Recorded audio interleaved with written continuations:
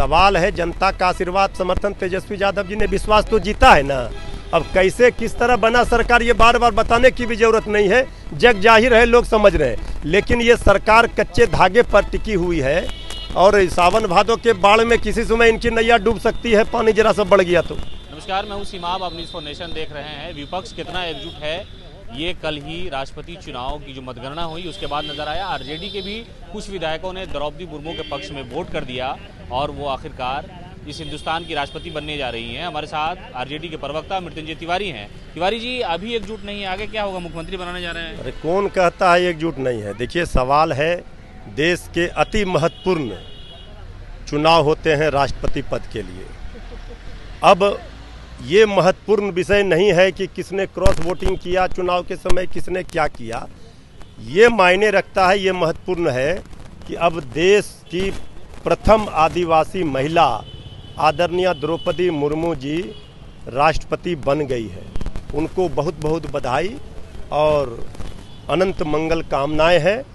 देश उम्मीद कर रहा है, सब लोग उम्मीद कर रहा है कि आदरणीय द्रौपदी मुर्मू जी देश के संविधान को, लोकतंत्र को बचाने के लिए काम करेंगी और अपने समाज के अंतिम पंक्ति में है आदिवासी समाज के लोग, आदिवासी जनजाति समाज लोगों के उत्थान के लिए काम करेंगी।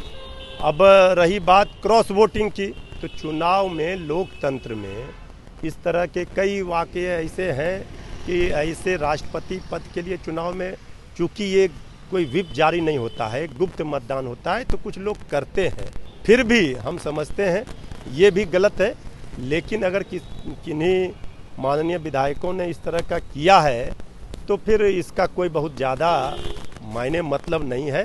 अब राष्ट्रपति पद की उम्मीदवार जो थी वो अब राष्ट्रपति बन चुकी हैं, इसलिए महत्वपूर्ण अब ये है।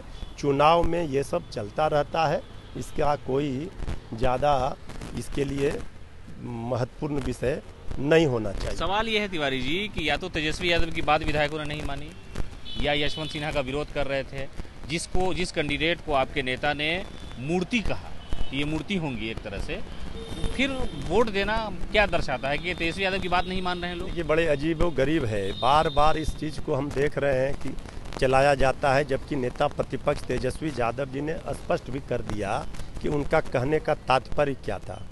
मूर्ति प्रतीकात्मक रूप से जब Bharatiya Janata party, BJP, NDA का जो राजनीति का चरित्र है, जो विचारधारा है, उससे लड़ाई है विपक्ष की।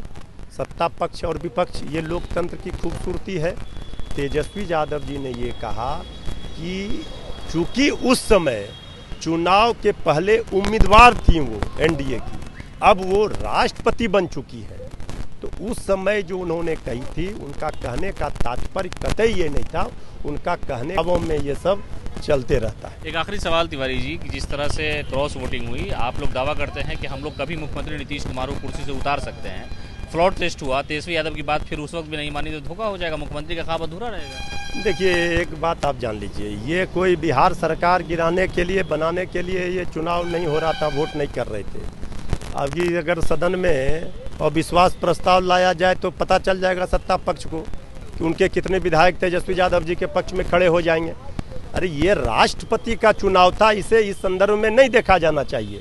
रही बात अगर सत्ता पक्ष इसी से खुशफहमी में है तो इसके लिए उनके ज्ञान को हम, अभी भी आपका ये दावा है, आश्वस्त है कि नीतीश कुमार को हटा सकते हैं आप लोग? भाई देखिए, हम हटाने वाले कौन होते हैं?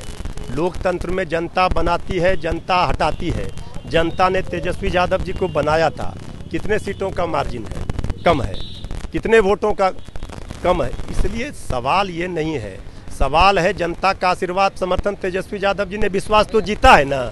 अब कैसे किस तरह बना सरकार ये बार बार बताने की भी जरूरत नहीं है, जग जाहिर है, लोग समझ रहे हैं। लेकिन ये सरकार कच्चे धागे पर टिकी हुई है और सावन भादों के बाढ़ में किसी समय इनकी नैया डूब सकती है, पानी जरा सा बढ़ गया तो। आपने सुना, ये थे मृत्युंजय तिवारी जिन्होंने कहा कि नीतीश कुमार की जो सरकार है यानी एनडीए जो है वो कच्चे धागे पर टिकी हुई है और कभी भी सावन के महीने में यानी बाढ़ और सैलाब की वजह से बह सकती है और तेजस्वी यादव मुख्यमंत्री बन सकते हैं। सहयोगी अभिजीत के साथ Seemab Akhtar, news for nation, Patna.